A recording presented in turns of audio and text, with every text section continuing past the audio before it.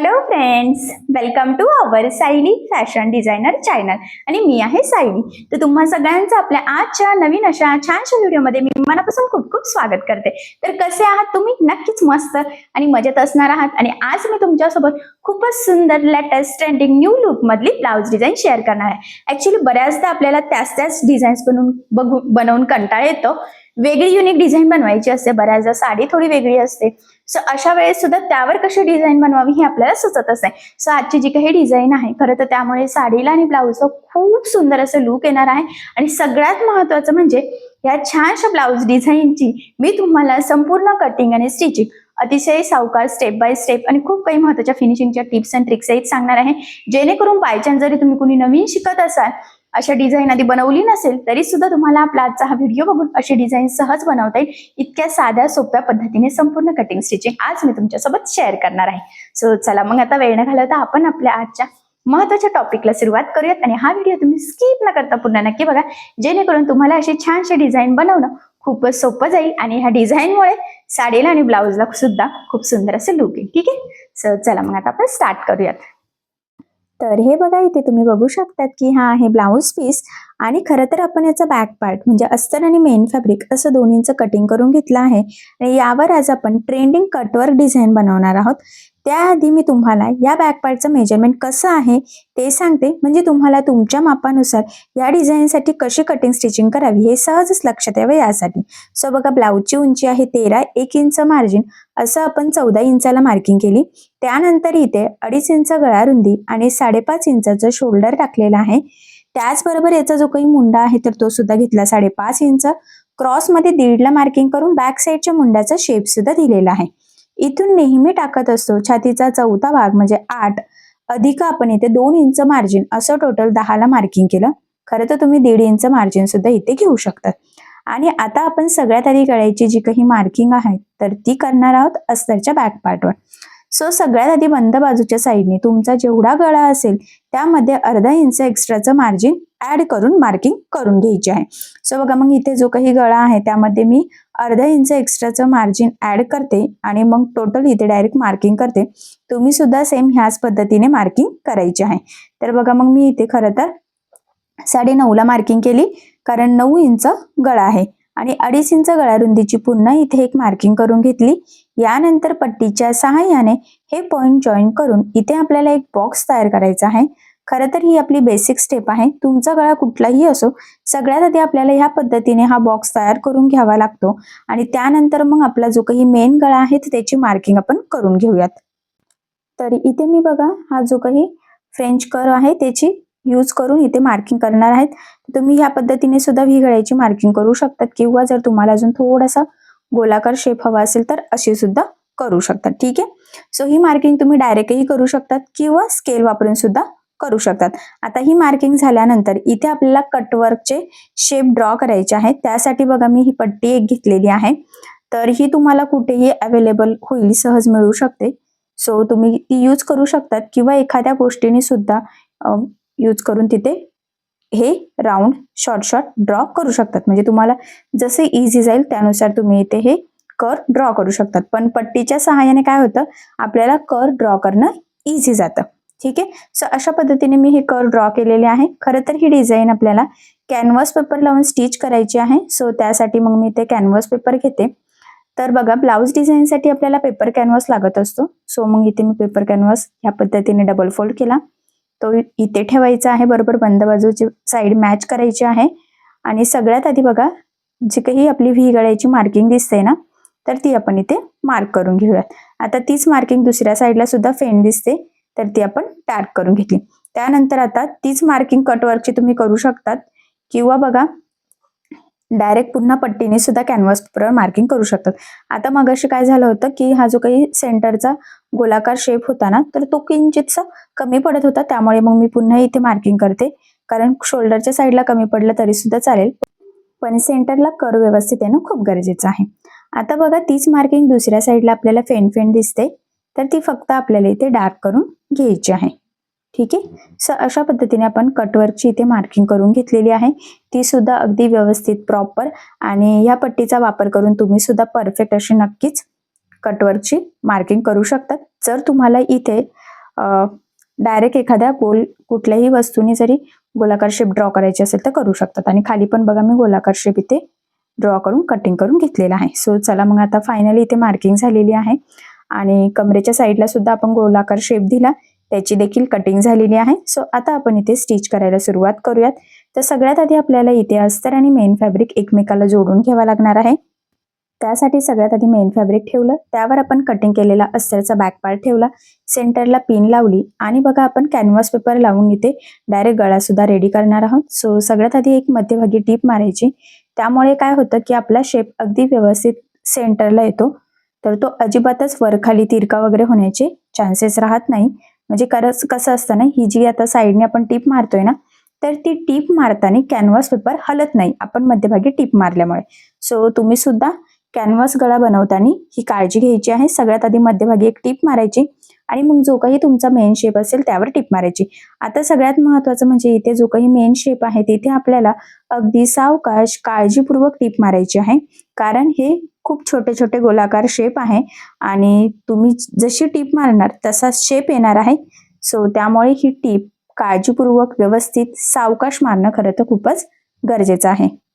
खरं तर ना ही टीप मारायला थोडासा टाइम लागू शकतो, पण तुम्ही सुद्धा खूप घाई गडबड करायची नाहीये, कारण की ही टीप जर व्यवस्थित आली नाही तर मग तुमच्या स्टिचिंगला काहीच अर्थ राहणार नाही, अजिबात फिनिशिंग येणार नाही, शेप तुम्हाला जसा हवा आहे तसा येणार नाही. सो त्यामुळे खरं तर अगदी सावकाश काळजीपूर्वक आपल्याला इथेही टीप मारून घ्यायची आहे. आणि बघा फायनली आपली खरं तर इथे टीप होत आलेली आहे. अगदी एक कर्व बाकी आहे फक्त, सो तो सुद्धा आपण इथे टीप टाकून घेऊयात. ठीक आहे. सो फायनली अगदी व्यवस्थित तंतोतंत आपण जी मार्किंग केलेली होती एक्झॅक्टली त्यावेळेस मी टीप मारली. त्यानंतर कमरेच्या साईडला साधारणतः अर्धा इंच एवढं मार्जिन ठेवत टीप मारायची आणि वरती जो काही कर्व येतो तिथे पाव इंच मार्जिन ठेवायचं. ठीक आहे. आता या स्टेपने काय होईल की खालचा कमरेचा पार्ट आणि आपला गळा दोन्हीही सोबतच फिनिशिंग सहित रेडी होईल. इथे कुठेही आपल्याला गळापट्टी कमरपट्टी लावण्याची गरज पडणार नाही. त्यानंतर कमरेच्या साईडचं एक्स्ट्राचं मेन फॅब्रिक मी कटिंग करून घेतलेलं आहे आणि गळ्याच्या मध्ये सुद्धा जे काही अस्तर, कॅनव्हास पेपर, मेन फॅब्रिक आहे तर ते संपूर्ण आपल्याला सोबतच कटिंग करून घ्यायचं आहे. फक्त तुम्हाला व्हिडिओमध्ये ज्या पद्धतीने दिसतंय तेवढं किंचितसं मार्जिन आपल्याला इथे ठेवायचं आहे. कडेकडेने सावकाशपणेच खरं तर आपल्याला ही स्टेप फॉलो करायची आहे. तसं बघायला गेलं तर हे छोटे छोटे कर्व कटिंग, मार्किंग, स्टिचिंग करणं खरं तर खूप रिस्की आणि हार्ड टास्क आहे.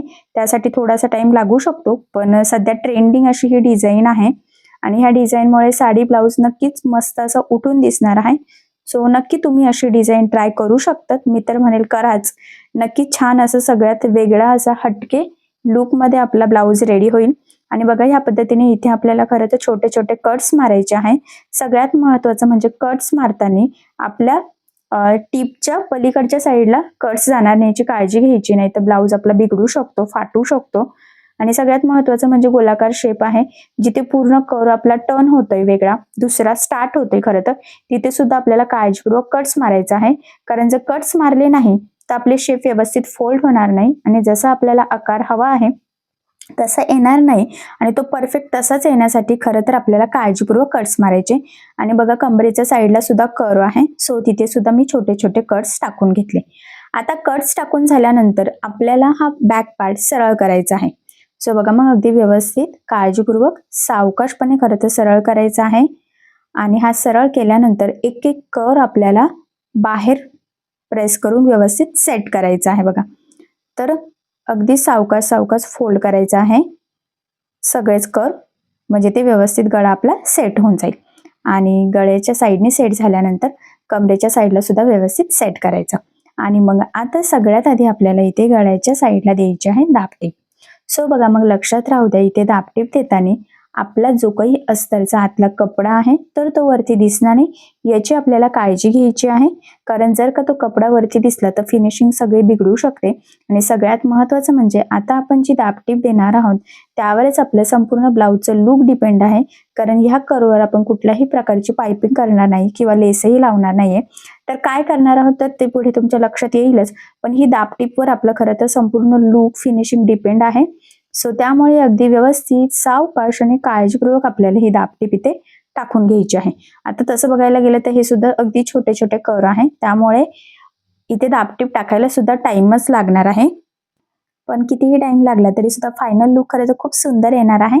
सो तुम्ही सुद्धा अशी डिझाईन नक्की ट्राय करून बघा.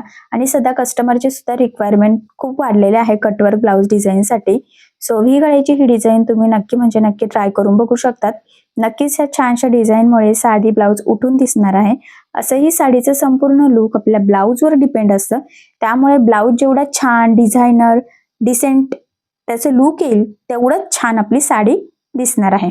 आणि बघा मग फायनली इथे आपण अगदी सावकाश काळजीपूर्वक संपूर्ण या गळ्याला दाबटीप देऊन घेतलेली आहे. ठीक आहे. यानंतर लगेचच आपण आता कमरेच्या साईडला सुद्धा दाबटीप देऊन घेऊयात. आणि इथे सुद्धा आपल्याला दाबटीप देताना अस्तरचा जो काही आतला कपडा आहे तर तो वरती दिसणार नाही याची काळजी घ्यायची आहे. सो बघा मग अगदी व्यवस्थित सावकाश आपण इथे ही दाबटीप देऊन देऊयात. आणि मी म्हटल्याप्रमाणे अस्तर वरती दिसणार नाही याची सुद्धा आपल्याला खरं तर इथे काळजी घ्यायची आहे. आणि आपण ना इथे खाली खरं तर छान असा गोलाकार शेप घेतलेला आहे, म्हणजे अगदी फॅन्सी लुक मधली आपली ही डिझाईन इथे तयार व्हावी खरं तर यासाठी. सो बघा मग फायनली कमरेच्या साईडला आणि गळ्याच्या साईडने आपण दाबटीप देऊन घेतलेली आहे. त्यानंतर आपल्याला अस्तर आणि मेन फॅब्रिक कडेकडेने ह्या पद्धतीने जोडून घ्यायचं आहे. आता हे जोडताना जेवढं शक्य आहे तेवढं कमीत कमी मार्जिन पकडायचं आहे, कारण हे मार्जिन आपण कुठेही कॅल्क्युलेट केलेलं नसतं.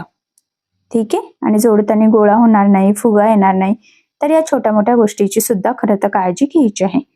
यानंतर बघा आता आपल्याला जे काही एक्स्ट्राचं मेन फॅब्रिक आहे म्हणजेच ब्लाऊज पीसचा कपडा तर तो कट करून परफेक्ट मापाचा बॅक पार्ट आपल्याला इथे रेडी करायचा आहे. कारण तुम्हाला सगळ्यांनाच माहित आहे अस्तरवर आपण परफेक्ट कटिंग करत असतो, पण ब्लाऊज पीसचा कपडा आपण थोडंसं एक्स्ट्राचं मार्जिन ठेवून कटिंग करतो, जेणेकरून आपल्याला स्टिचिंग करणं इझी जावं. म्हणूनच मग आपण इथे परफेक्ट असा बॅक पार्ट रेडी करून घेतला. सो बघा मग फिनिशिंग किती परफेक्ट आणि छान आलेली आहे. यानंतर आता आपण आधी बॅक साईडला टक्स टाकून घेऊयात. सो बघा मग सेंटर पासून आपण 4.5ला मार्किंग करत असतो, अर्धा अर्धा इंच साईडला आणि उभा 4 इंचाच्या टक्स पॉईंटची मार्किंग करायची. एक साईडने मार्किंग झाली की सेम तीच मार्किंग आपल्याला इथे दुसऱ्या साईडला सुद्धा करून घ्यायची असते. आणि यानंतर बरोबर जी मार्किंग केलेली आहे एक्झॅक्टली त्यावरच ह्या पद्धतीने फोल्ड करत ती का टक्स आपल्याला टाकायचा आहे. लक्षात राहू द्या टक्सला सुरुवातीला डबल टिप देऊन लॉक करायचंय. एवढंच नाही तर संपूर्ण टक्सला सुद्धा आपल्याला डबल टिप देऊन घ्यायची आहे. एक साईडने टक्स टाकून घेतला की सेम त्याच पद्धतीने आपल्याला दुसऱ्या साईडला सुद्धा इथे टक्स टाकायचा आहे. आणि इथे सुद्धा आपल्याला सुरुवातीला आणि शेवटी लॉक करायचा आहे आणि संपूर्ण टक्सला सुद्धा डबल टिप देऊन घ्यायची. फायनली दोन्ही साईडनी परफेक्ट असे टक्स टाकलेले आहेत, कारण की परफेक्ट टक्स टाकणं सुद्धा खूप गरजेचं आहे फिटिंगसाठी. नाही तर बऱ्याचदा कमरेच्या साईडला ब्लाऊज असा उचलला जातो, सो तसं होऊ देऊ नका. ठीक आहे. आता बघा छान असं कलर कॉम्बिनेशन म्हणजे गोल्डन आणि पिंक कलरचं कॉम्बिनेशनची आपण इथे समोसा लेस घेतलेली आहे आणि ती आपण इथे कमरेच्या साईडला लावूयात. खरं तर पिंक कलर हा आपला साडीला मॅच होतोय, सो त्यामुळे कॉन्ट्रास्ट कलर कॉम्बिनेशनची लेस घेतलेली आहे. तुम्ही इथे फक्त गोल्डन लावली किंवा तुमच्या साडीला मॅच होणारी कॉम्बिनेशनची लेस लावली तरी सुद्धा चालणार आहे. ठीक आहे. सो बघा मग मी इथे कमरेच्या साईडला अगदी व्यवस्थित शेपमध्ये ही लेस लावलेली आहे. आता या लेसला आपल्याला दुसऱ्या साईडने सुद्धा टीप देऊन घ्यायची आहे. हा पॉइंट खूप इम्पॉर्टंट आहे, लक्षात राहू द्या. दोन्ही साईडने टीप दिल्याचा फायदा हा असतो की लेस पॅक लागली जाते, ती वरती तरंगत सुद्धा नाही आणि मोस्ट इम्पॉर्टंट म्हणजे फिनिशिंग सुद्धा खूप सुंदर येते. सो फायनली अशा पद्धतीने कमरेच्या साईडला लेस लावलेली आहे. आता इथे आपण गळ्याच्या साईडला कुठलीही लेस लावणार नाहीये, पण इथे आपण मणी अटॅच करणार आहोत. सो सुई धागा ओवून घ्यायचा, डबल म्हणजे 2 पदरी किंवा 4 पदरी धागा तुम्ही इथे घेऊ शकतात. आणि बघा मग ह्या पद्धतीने आपल्याला ह्या कर्वला जिथे दुसरा कर्व स्टार्ट होतोय तिथे बरोबर एक एक मणी लावून घ्यायचा आहे. तुम्ही 2-2, 3-3 सुद्धा इथे अटॅच करू शकतात, पण मी इथे सिंगल मनीच लावणार आहे. गोल्डन घेतलेला आहे, मीडियम साईज घेतलेली आहे, खूप मोठी किंवा खूप छोटी पण घेतलेली नाहीये. खरं तर ह्या मनीमुळे सुद्धा आपली ही डिझाईन अजूनच मस्त अशी उठून दिसणार आहे. सो तुम्ही सुद्धा अशा पद्धतीने मनी नक्कीच अटॅच करू शकतात. आणि खाली बघा आपण जी काही छान अशी डिझायनर समोसा लेस लावलेली आहे, खरंच ती आपल्या ब्लाऊजला मॅचिंग होती. जर तुम्हाला इथे एखादी हँगिंगची लेस यूज करायची असेल तर तुम्ही करू शकतात, किंवा मग साध्या हाताने सुद्धा सुई धाग्याने हँगिंग्स तयार करू शकतात. म्हणजे जसं तुम्हाला इझी वाटेल त्या पद्धतीने तुम्ही इथे नक्कीच करू शकता. ठीक आहे. सो बघा मग सेंटर पर्यंत आपले मणी होऊन झालेले आहे. सेम त्याच पद्धतीने तर दुसऱ्या साईडला सुद्धा प्रत्येक कर्वच्या टोकाला आपल्याला एक एक तिथे मणी अटॅच करायचा आहे. सो तो करून घेऊयात. सो बघा मग फायनली आपण लास्ट सुद्धा इथे मणी ओवून घेऊयात आणि गाठ टाकून पॅक करून घेतलं. ठीक आहे. सो बघा मग खरं तर आपली छान अशी ट्रेंडिंग फॅन्सी लुकमध्ये कटवर्क डिझाईन इथे तयार झालेली आहे. जर इथे सेंटरला तुम्हाला एखादं लटकन वगैरे लावायचं असेल कमरेच्या साईडला तर तुम्ही नक्कीच लावू शकतात. बट इथे मी काही लावत नाही कारण तशी त्याची गरज देखील नाहीये. त्याचबरोबर गळ्याला जर नॉट अटॅच करायचं असेल तर तेही लावू शकतात. एका ब्लाऊजसाठी 1 मीटर नॉट सफिशियंट असं. ठीक आहे. पण इथे आपण काही लावणार नाहीये कारण की व्ही गळा आहे तर शोल्डर वगैरे उतरण्याचे चान्सेस नाही आणि कस्टमरला सुद्धा इथे नॉट नकोय. सो बघा मग फायनली व्ही गळ्यावर खूप छान ट्रेंडिंग मस्त अशी आपण आज कटवर्क ब्लाऊज डिझाईन बनवलेली आहे. खरं तर संपूर्ण कटिंग स्टिचिंग मी तुम्हाला अतिशय सावकाश स्टेप बाय स्टेप आणि खूप काही महत्त्वाच्या फिनिशिंगच्या टिप्स अँड ट्रिक्स सहित सांगितलेलं आहे. त्याचबरोबर तुम्हाला इथे बघितल्यावर लक्षात येईल की फिनिशिंग खूप सुंदर आलेली आहे. गळ्याचा कर्वचे शेप सुद्धा अगदी परफेक्ट असे आलेले आहे आणि नक्कीच या छानशा फॅन्सी डिझाईनमुळे साडीला ब्लाऊजला खूप सुंदर असं लुक येईल. सो अशी छानशी लेटेस्ट ट्रेंडिंग न्यू लुक मधली कटवर्क ब्लाऊज डिझाईन तुम्ही नक्की ट्राय करून बघा. असंही सध्या कटवर्क ब्लाऊजचं खूप ट्रेंड चालू आहे आणि आय होप सो या डिझाईनची आयडिया तुम्ही तुमच्या कस्टमरला द्या. तुम्हाला आणि तुमच्या कस्टमरला आपली आजची ही व्ही गळ्यावरची कटवर्क ब्लाऊज डिझाईन नक्कीच आवडेल. सो अशी स्टिच करून बघा आणि जर काही प्रॉब्लेम येत असेल तर मला कमेंट करा. मी नक्कीच तुमच्या प्रश्नाचे उत्तर देण्याचा प्रयत्न करेन. ठीक आहे. सो बघा मग फायनली आपली संपूर्ण कटिंग स्टिचिंग झालेली आहे. संपूर्ण कटिंग स्टिचिंग मी तुमच्यासोबत अगदी सावकाश स्टेप बाय स्टेप आणि खूप काही महत्त्वाच्या फिनिशिंगच्या टिप्स अँड ट्रिक्स सहित शेअर केलेला आहे. आय होप सो तुमच्या लक्षात आलेलं असेल. सो या पद्धतीने तुम्ही स्टिच करून बघा. नक्कीच तुम्हाला जमेल. पण जर यामध्ये काही प्रॉब्लेम येत असेल तर मला कमेंट करून नक्कीच कळवा. मी तुमच्या प्रश्नाचे उत्तर देण्याचा नक्कीच प्रयत्न करेन. ठीक आहे. सो चला मग आपण आपला आजचा छानसा व्हिडिओ इथेच थांबूयात आणि तुम्हाला आपला आजचा व्हिडिओ कसा वाटला हे मला कमेंट करून नक्की कळवा. त्याचबरोबर आपला व्हिडिओ आवडला असेल आणि असेच नवनवीन छानसे व्हिडिओज बघायचे असतील तर आपल्या सायली फॅशन डिझायनर या चॅनलला सबस्क्राईब करा आणि ज्या वेळेस तुम्ही सबस्क्राईब कराल त्यावेळेस त्यासमोरील बेल आयकॉन ही नक्की प्रेस करा. त्यामुळे काय होईल, जेव्हा मी नवीन व्हिडिओज टाकेल त्याचं नोटिफिकेशन तुम्हाला तुमच्या मोबाईलवर येईल. ठीक आहे. सो चला मग भेटूया पुन्हा नवीन अशा छानशा व्हिडिओमध्ये. तोपर्यंत टेक केअर, काळजी घ्या आणि आपला आजचा व्हिडिओ शेवटपर्यंत पूर्ण बघितल्याबद्दल thank you so much. Bye bye.